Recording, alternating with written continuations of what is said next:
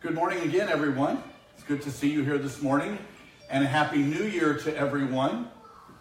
We are standing on the edge of closing out 2017. For some of us, we're probably really glad we're closing that year out, and for others, hopefully we're looking forward to 2018.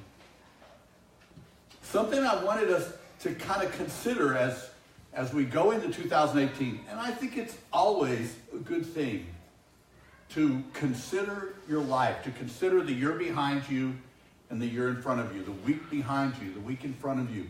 I think it is wise to consider our life. And January 1st is a time when everybody seems to be doing something similar to that. So this message is getting your cause and effect in order in the new year. Coming into the new year, is your cause and effect in order?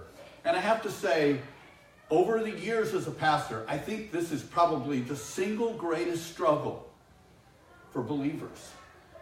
I think it is the single greatest attack on the gospel, is that inherently we want to revert back to logic, and we want to understand God through logic. We want to identify with God through logic. And what we'd really like to do is, because we understand logic and we feel like we have some control with logic. And you see, to surrender logic is to surrender control. So the cause and effect, when we look for and we expect certain outcomes based on our input or efforts, we really would like to think that if I do things a certain way, that I will get certain outcomes. And that we can tie these things together. We do it for other people. Well, she should have known better than that. Look at this. Or why did they expect something different? Look at that. And so we are good at judging people based on cause and effect, based on a logic pattern. But it comes back to haunt us. And it comes back to challenge our very faith. Because when we say what I expect in an outcome will be based on input and effort, then we limit ourselves to being broken humans. It means that our outcome will ultimately be decided by our frailties. We look back on 2017 and some things that we learned together as a church. We learned about trusting in all circumstances, about being someone who follows Jesus is about trusting in all circumstances. It's about weighing the trust of God greater than our circumstances. Do you see how that challenges cause and effect? Do you see how that right there comes against the reality of cause and effect? And when we revert back to a modernism of logic, when we want to say that is scientific, that is safe, it is safe to be logical, then what we do is we set up our circumstances to be greater than our trust. And we set our circumstances up to be greater than our God. We learned that wait is not a four-letter word. Most of us hate to wait. Some of us have become students of moving from line to line, of evaluating this line and that line at McDonald's. We hate to wait on the freeway, on the road. We will constantly be working to get out of waiting. And we've learned the power and the significance of an average, ordinary, everyday life. That's a lot to learn in 1 year. That's a lot. If we can say, I wrestled with those things this year, then we've wrestled with a lot. And I'm gonna test you a little bit. This year, God has really brought some series together, by and large, throughout 2017 that focused on two things. One was following the Spirit on the inside. It's really shaping the people of God. We had this acronym, RARE, R-A-R-E. All right? So who can tell me what the first R was? Remain relational. Remain relational. We have got to stay in relationship. We can't check out of relationships because they're difficult. We have to understand that relationship is a part of what changes us. It's a part of what forces us to contend with God in contentious relationships. Remain relational is a key part of being the people of God. When Jesus was surrounded by what he was surrounded by, mean people, bad people, evil people, people who were out to get him, he never isolated himself and protected himself from them. I'm not saying he didn't move away at times and move back in, but he never made getting away from those relationships his point. The A, what was that? Act like yourself. And act like yourself does not mean act like yourself. It means to act like the self God created. To act like the person described as the people of God in Scripture. To reach back for what is myself supposed to look like in these moments of contention and relationship. You can kind of pull those two up and just do that balancing act in the moment. What you'll find is you'll need to call on God at that moment. I'm going to remain relational, and I have to act like the person God created me to be. Uh-oh.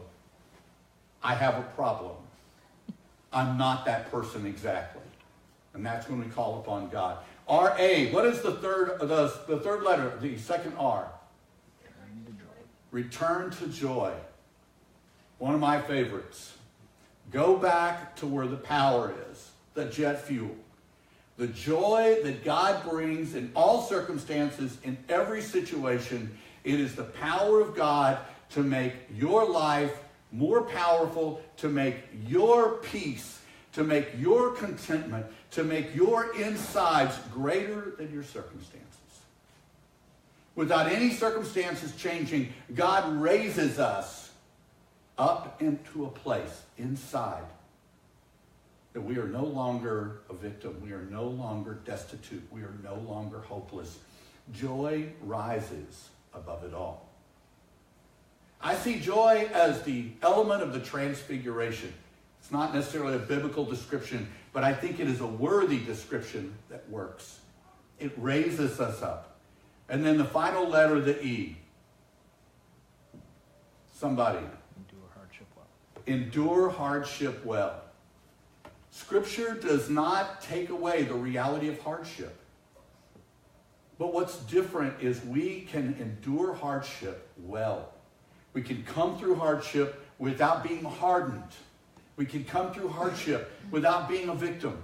We can come through hardship without being a doormat. We can come through hardship without giving up on people or ourselves or God. We can do hardship well.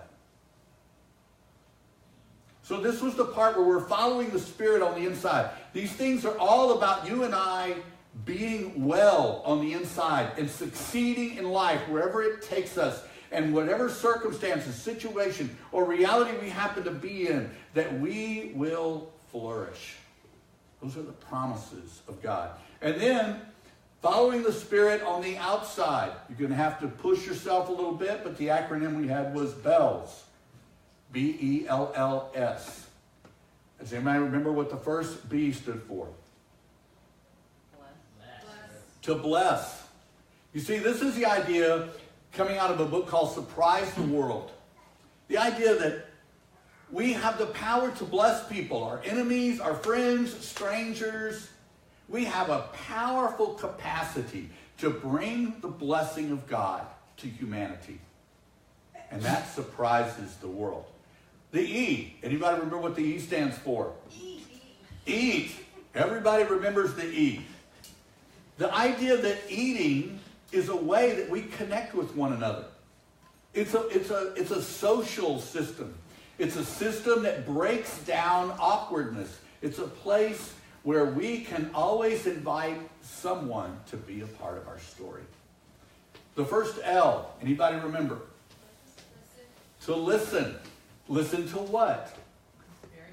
Listen to the Spirit. Listen to what... the idea is I can be around people and God will speak to me. And I have the capacity to listen. Practice it. Listen. The second L. To learn. To be a student of who Jesus is, what he's doing, and his purpose, and how we're a part of that. And finally, the S. Share. To share. to make this a part of what's going on in our reality. Now, I bring those two up because a big part of 2017, we worked in these capacities. We worked on what does it look like to flourish on the inside? What does it look like to be a blessing and a force of blessing to the world? Now, there's something that has to be in place for you and I. There's something that has to be there for this to work for you and I. You see, it's the substance of the future has to be at work right now. There has to be a reason that you can be sacrificial in injustice. There has to be a reason that you can live and flourish and be okay with need and want in your face. There has to be something greater than the circumstance, or the circumstance should be the most powerful thing. And what the scripture tells us is that truth, a truth that is stronger than the circumstances, a truth that is eternal, a truth that carries through time, a truth that has always been and always will. And he shares that truth with us. A truth about him, his purpose, and about you and your purpose. About a love that is unconditional, that never wanes, never disappoints, it never fails. This love that has the power to change everything. About a hope that goes beyond circumstances, beyond our condition, beyond this life. And a joy that sets us up to flourish, be at peace, and to live in contentment in every circumstance. You see, these four things are your heritage in Jesus. They're my heritage in Jesus. They are the substrate, the foundation that we live upon. They are the core of what we reach for and what we operate from when we live in the circumstances and the condition of our lives. That's who we are. So in injustice, truth, love, hope, and joy are stronger, more powerful. And they can make injustice unable to hurt you. When shame and guilt comes, when loss, when hurt, when brokenness are there, these four are the core. They are the things that will rise above all those circumstances in our life. When fear, anger, rage, all those things, when disappointment, when these things are at work, God wants us to go to the solid, eternal blessing and truth that he has in our life. That is the foundation he wants us to reach for. The worship song we did this morning was saying exactly that. To sing songs to remind myself. We do things to remind ourselves of these truths. In circumstances can be powerful and compelling. And we remind ourselves. We go back to that. In 2018, if we are constantly reminding ourselves of these truths, then the outcome of our circumstances will be very different on the inside and on the outside. When we look and expect certain outcomes based on our input or efforts, cause and effect, there will be no real room for living our life of cause and effect in faith. Here's some challenges of that. We'll move a little bit fast here.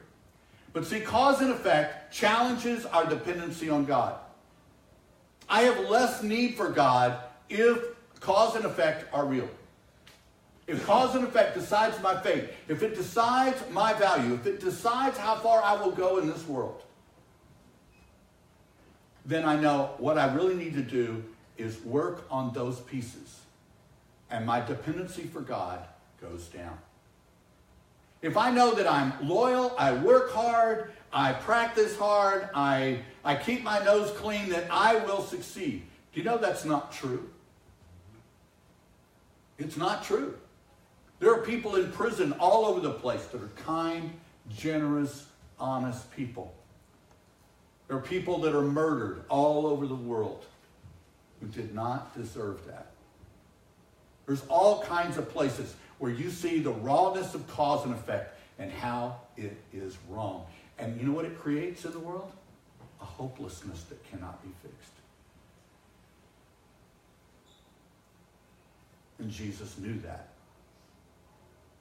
And he came to say, your cause and effect is human. And you will not arrive using cause and effect. Cause and effect does not account for trials and testing. There's no place in cause and effect for trials and testing. There's no place that we can see injustice or we can suffer with something if cause and effect are the rule. You see, because in trials and testing, we have to endure trials. It's not just about what caused this and why is it happening and how do I get out of it. But we have to endure some trials. And there's an enduring injustice in cases. You know, years ago, I was in elementary school, and there was these kids throwing rocks at one another. I wasn't even with these guys. I was way over at the side, and I was throwing rocks into this ditch. But because I was put in with the group of throwing rocks, I had to stay after school and write 10,000 times on some chalkboard, I will not throw rocks. And I was very angry about this. I was very angry because I was innocent. I wasn't with them. I wasn't a part of that. And my parents said, you know, you need to go down, you need to do this. That's what they said you're going to have to do. You're going to have to go do it. And you know, at the time, it was an injustice that was unbearable to me. But I get it now. I get it. I was after school. I will not throw rocks. I don't know, it was like 2,000 times or 3,000 times. You know, those things happen, don't they? We endure injustice, or injustice takes us over. And it begins to change the fabric of our humanity. It does not account for God's plan. Cause and effect will not accomplish and make way for God's plan in your life. God's plan will not be about logic and cause and effect.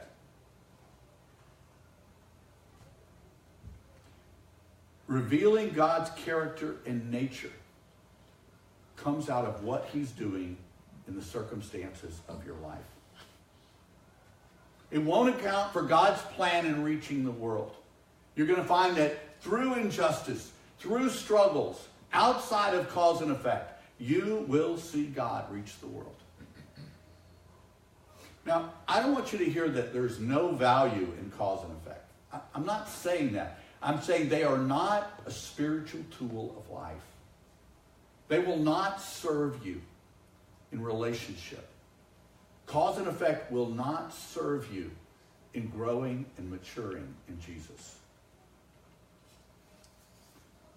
It also tends to focus on the wrong motivation. It tends to focus on what we want. Cause and effect, because we can manipulate it. It focuses on what we want. It can focus on what we need. But rarely does cause and effect, do we create it so that it focuses on somebody else's need or somebody else's want. Rarely does it create sacrifice in our life. And you begin to see the limitations of it. It does not leave room for the power of God's mercy and grace. You see, really cause and effect is legalism. It's legalistic. You transgress, you pay. You do something wrong, here's the penalty. It's simple. It's cause and effect. It's legalistic at its core. So it doesn't leave room for God's mercy and God's grace. You see, grace gives benefit to those who don't deserve it.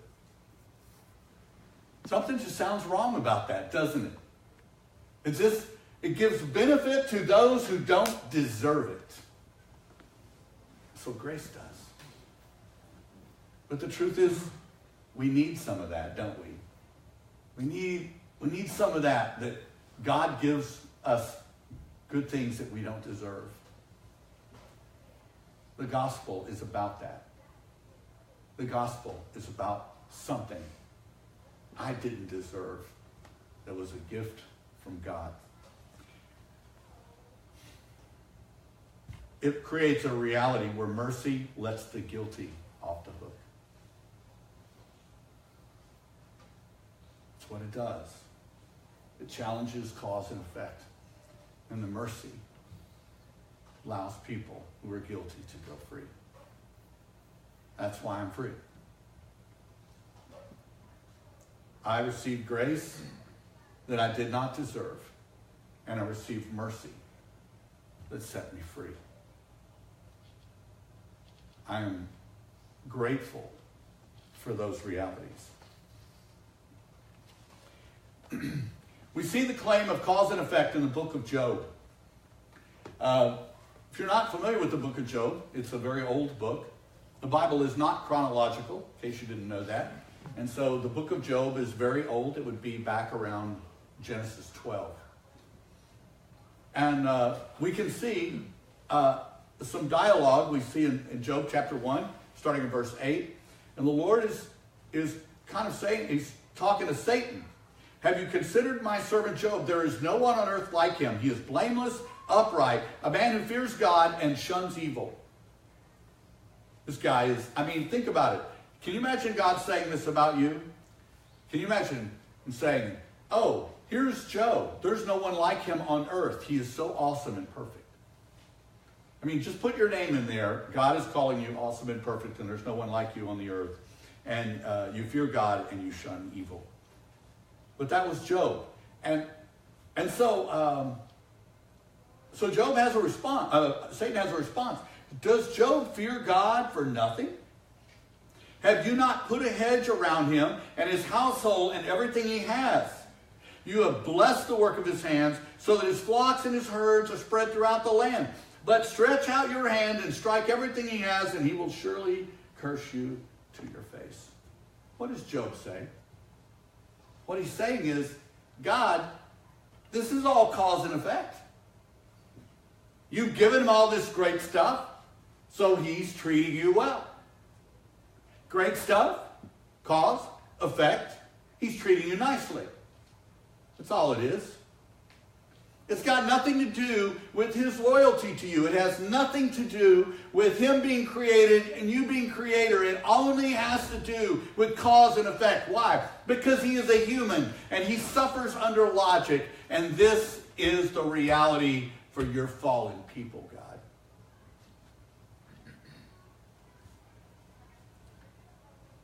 Satan is claiming cause and effect.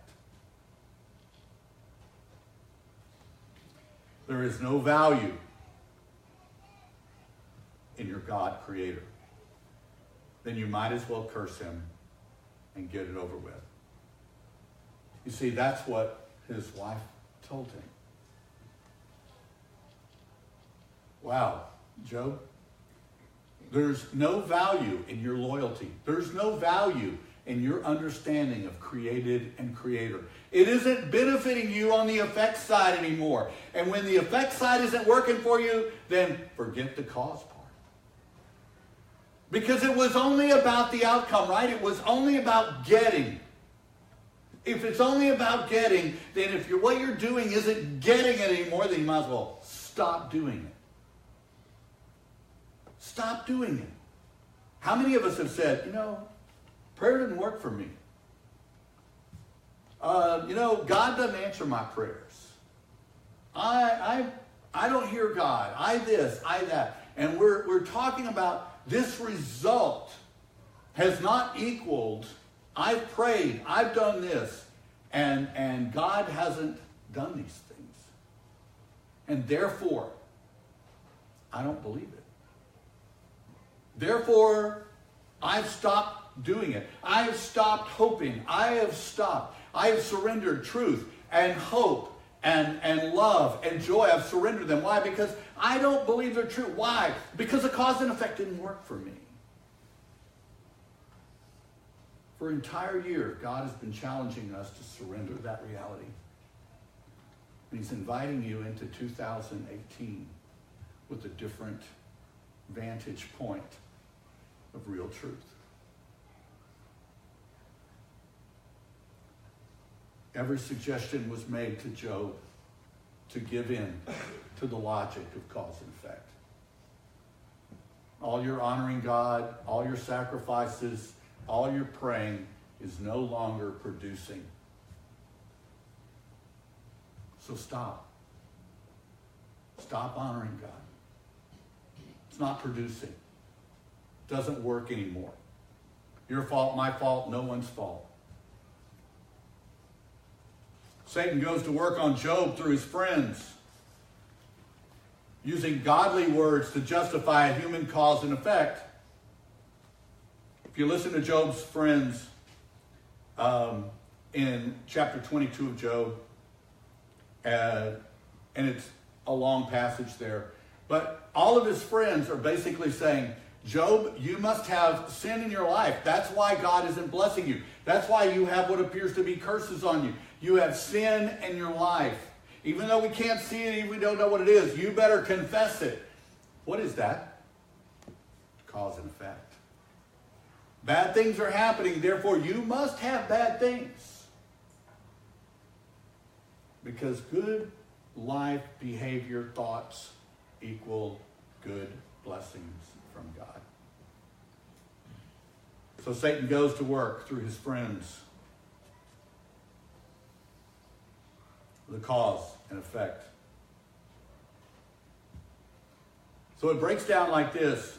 Trials and testing require dependency on God's motives and on God. Trials and testing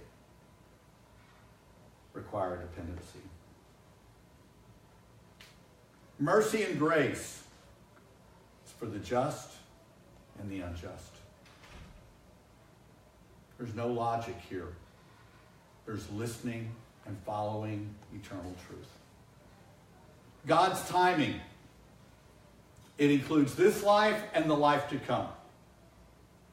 You're not going to make all the pieces. You're not going to make the equation equal in this life. It's not going to happen. Jesus says, I don't know, if you duplicate everything 45 times in the Gospels, your reward is really going to be in heaven. You hear how that doesn't really fit logic? That just tears up cause and effect. Why? Because you see, we invest in what is to come, what we do not see.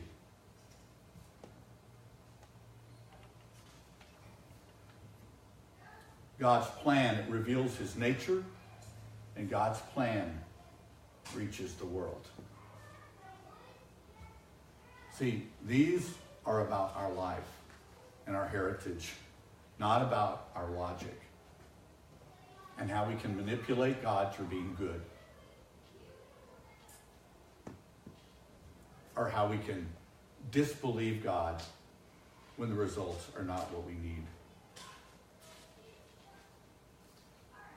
We are called to live our lives as God outlined life in the Scripture, knowing that the results will be exactly what he said they will be. The results are going to be exactly what he said they will be. They won't be about our logic. They won't be about our understanding. They won't be about how we can figure it out. The results will be exactly what it says he will be. And we live our life not so that the results we can bank, but for the results that he can bank. So I can build my experiences here. I can have my needs met here. I can gather my money here. I can have illicit relationships here. I can do all these things here, meeting my needs in the moment. But they are banking here. And none of it transfers. None of it transfers. None of it. In God's call, bank in the future. Bank where it's eternal. Number 2, we must rely on the Spirit to discern the condition of our circumstances. In our circumstances, we're going to have to rely on the Spirit in the circumstances. You see, here's the difference. If somebody says something ugly to me, do I say something back? Well, it would depend on the Lord. The Lord might say, Melinda and I were in a circumstance not too long ago, and this particular individual said something ugly to me. And I thought about that in a moment, and I felt like the Lord was green lighting. I turned to this person and said, that was an ugly thing to say. My heart was good. I wasn't trying to get back at them. It was an ugly thing to say. And this person just kind of got quiet at that moment, but I think responded positively. I'm never a doormat if I'm doing what the Lord tells me to do. My silence is not that I'm weak. My silence is that the Lord has given me counsel on what to do. You see, the moment never makes me a victim. It never makes me a doormat. It always makes me somebody that's in the process and the plan of God, banking in the future and investing in the lives of other people. Always. Following God, I am never a doormat. I am always strong. I am always powerful.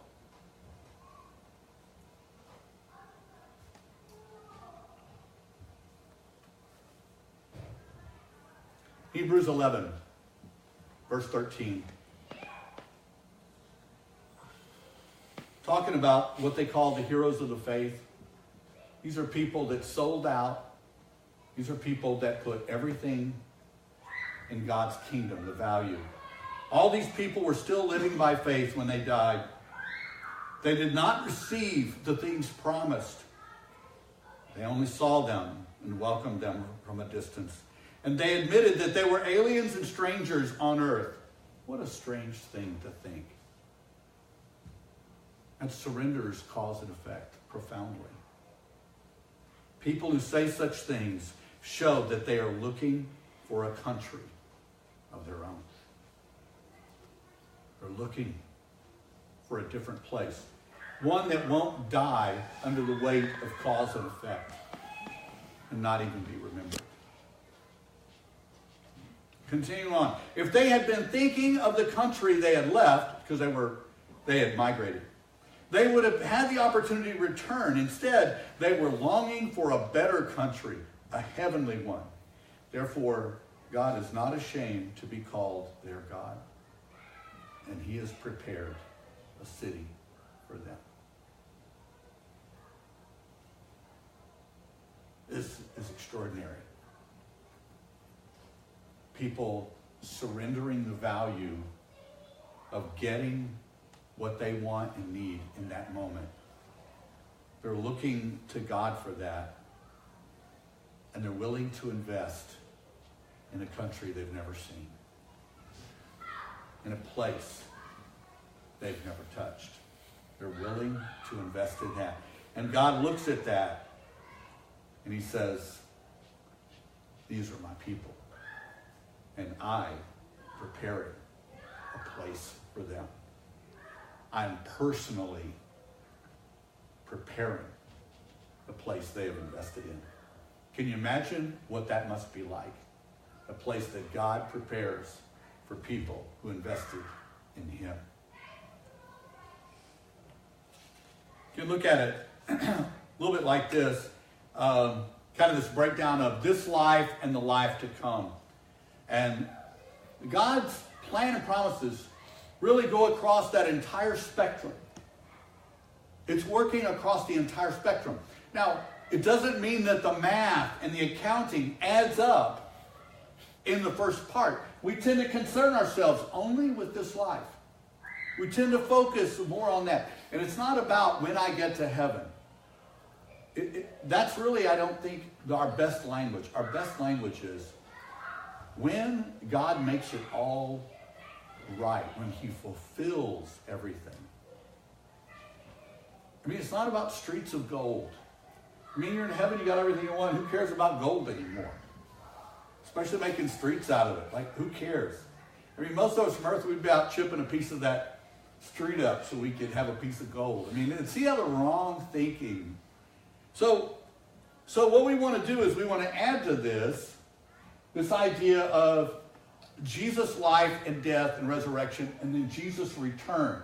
Now, Jesus' return is in this life. It ends this life as we know it. And we have kind of a way of talking about this. It's kind of what we call the already and the not yet. And so this period between when Jesus' resurrection, or actually when Jesus appears on the earth, and he starts bringing the power and the value and the understanding of the kingdom.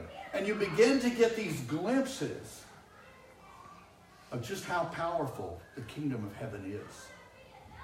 All of a sudden, Jesus is speaking with an authority nobody understands. He doesn't need an army to compel and move kings and people. He's someone that doesn't seem to answer to anyone on this earth, yet he honors people on the earth. You see that he has power over sickness, over disease. He has power over nature, over the weather. He has power over death. And he begins to demonstrate, just showing you the kingdom that is coming, the place that God is calling you to invest in is real. That's what people were marveling at. What he is representing is the future. What he is representing is the power of where we're going.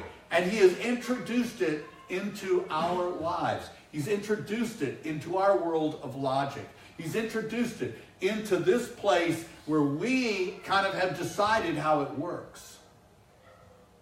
And all of a sudden, there is something of the future that is at work in our midst. And you and I have been invited into that reality. We've been invited to embrace that reality in this life. And so it has this already not yet reality of the kingdom. Why? Because we still see all the fallenness. We still struggle with the logic. We still know what injustice feels like. Yet we know the truth about injustice, and we know that it doesn't define us or control us. And I know that nobody has the power to make me a victim. There is no human on this planet that has the power to make me a victim. No one. No one has the power that we so often give. They don't have the power to humiliate me. Why? Because I am a foreigner. I belong to another country. The people of Jesus belong to the world that is coming, is here, and is coming. So the substance of the future, truth, love, hope, and joy, comes against injustice, shame, guilt, loss. 2018, what will it look like? It depends.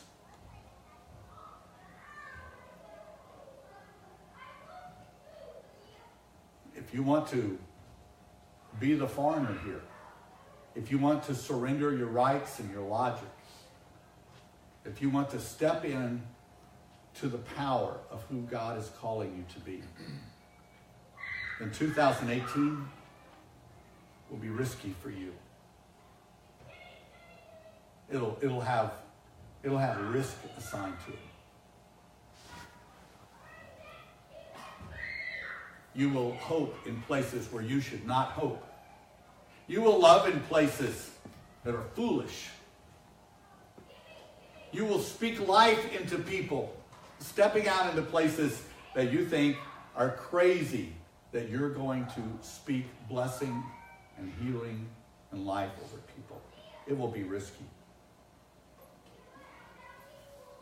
We will compromise all that is dear to us. Our dreams, our hopes, our plans, our thoughts, our ideals, our values even, many of our values. How about our inner vows? Things I've said I will and will not do. I said I would never be in full-time ministry. Actually, I said I would never be a pastor. I don't know. I guess I will. We will spend ourselves. We will see the value of spending for greater things. 2018 will be a great year to spend yourself. We will trust at a true and a raw level. I believe this will be one of our greatest challenges. How much are we willing to trust Jesus? How much? And we will weather seasons of seeming contradiction. We will enter into contradiction. And it will be our world. And we will love people who seem to be enemies of the faith. And we will brace people who are far from our kind and are hostile toward us. We will bless those who curse us. We will live in a tension of people being different ways and different belief systems, because Jesus walked with people in different belief systems, in different ways. He did it in a grace. And he did it in a way that drew people. We are the people of God. So, welcome to 2018. Focus on me and live with great confidence and expectation. I will succeed. These are the words from Jesus. Focus on me. It's okay to have great expectations of 2018. He will succeed. He will. Everything that he said will happen. And at the end of the day, reasons and logic and all those things will fall silent. And what will be left is what he said, what he did. At the end of 2018, what will be left in your life of value is what he said and what he did. So I am accepting his invitation into 2018. And I am excited about 2018. And I'm excited about the people I'm going to go with. And I'm excited about what he will accomplish through us. If you would stand.